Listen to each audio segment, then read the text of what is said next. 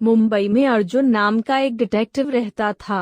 वह बहुत ही चालाक और निडर था। वह हर केस को इजीली सॉल्व कर देता था। अर्जुन के साथ श्वेता और नेहा भी रहती थी। तीनों साथ मिलकर बड़ी से बड़ी केस को सॉल्व कर देते थे।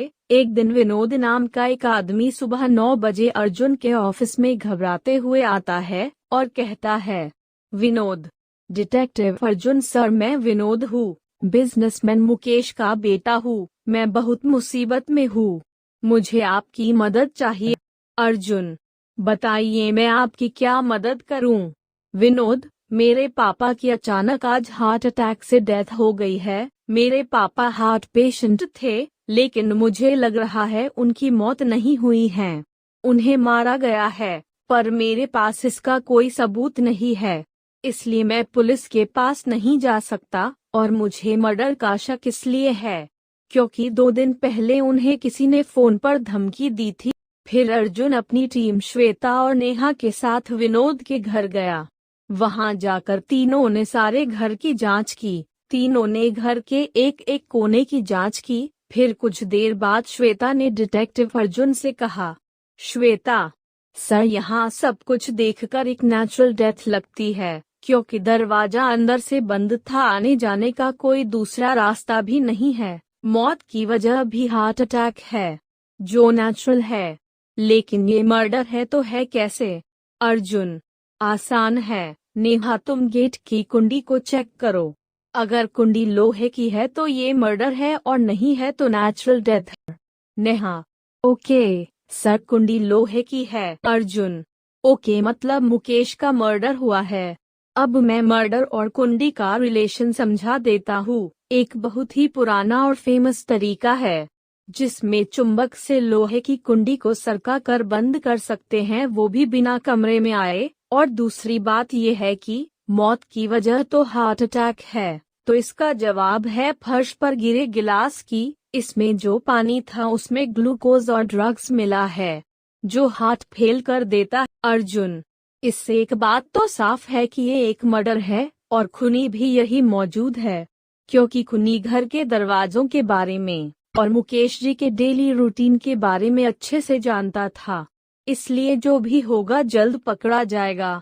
श्वेता, लेकिन सर हमारे पास कोई क्लू भी नहीं है, तो पता कैसे चलेगा? मुझे तो कुछ समझ में नहीं आ रहा है। अर्जुन, अपने आप पर विश्वास रखो, हम इस केस को सॉल्व करके ही रहेंगे। फिर तीनों जांच को और तेज कर देते हैं। तीनों जी जान से इस केस को सॉल्व करने में लग जाते हैं।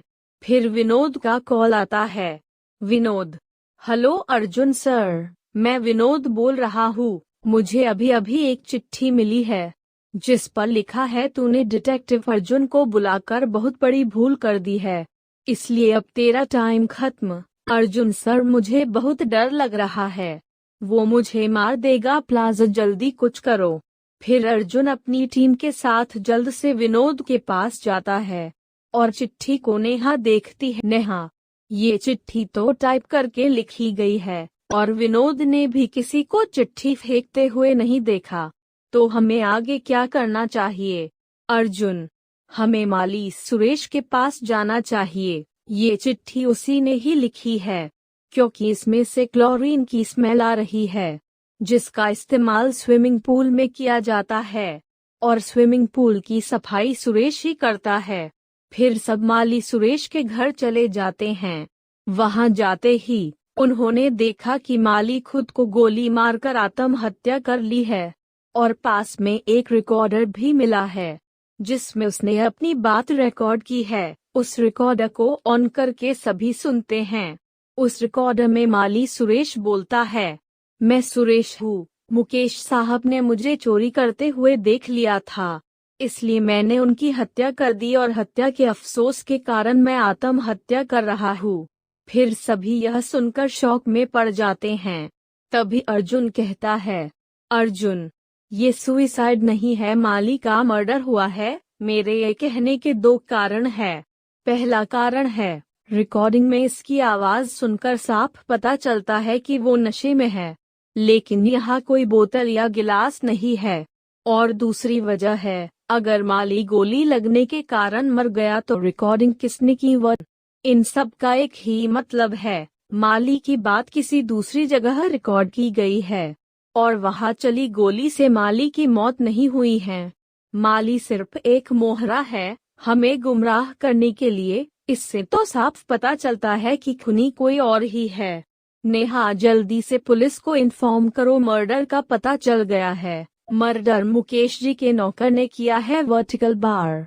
उसके बाद अर्जुन सारे सबूतों के साथ ड्राइवर को गिरफ्तार करवा देते हैं, vertical bar. Vinod, thanks detective Arjun, मैं जानता था आप खूनी जरूर पकड़ेंगे, पर आपको कैसे पता चला कि ड्राइवर ही खूनी है?